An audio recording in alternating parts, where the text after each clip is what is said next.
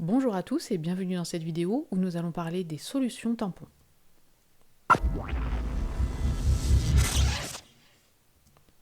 Prenons trois solutions différentes. Une solution aqueuse équimolaire d'acide éthanoïque ion éthanoate, donc équimolaire ça veut dire même concentration de la forme acide et de la forme base.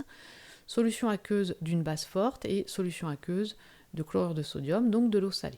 On mesure le pH initial de chacune des trois solutions, voici qui est fait, et on ajoute un petit peu d'acide chlorhydrique et on regarde la variation du pH des trois solutions. Le pH de la solution A et B varie peu, alors que le pH de la solution C varie énormément.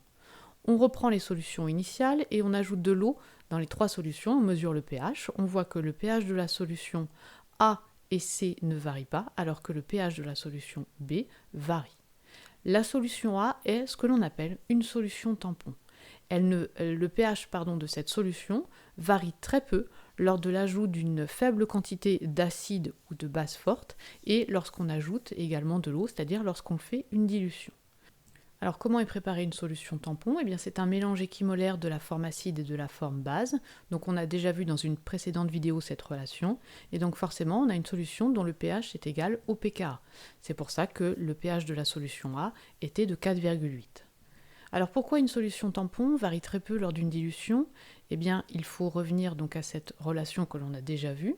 Si on fait une dilution par exemple par 10, la concentration de la forme acide ou base est divisé par 10, donc le rapport du logarithme ne varie pas, donc le pH reste égal à pKa.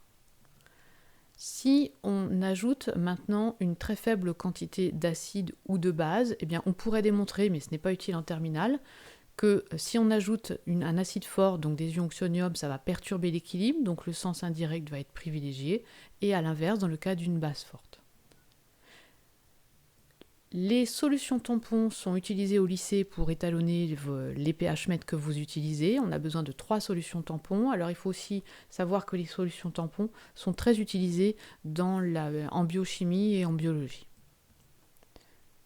Vous devez donc retenir ce qu'est une solution tampon. C'est un mélange équimolaire d'acide et de sa base conjuguée. Donc on a forcément le pH de cette solution qui est égal au pKa et ce pH varie très peu lors d'une dilution ou lors de l'ajout d'un acide, une petite quantité d'acide ou de base. Voilà pour cette vidéo et je vous dis à bientôt.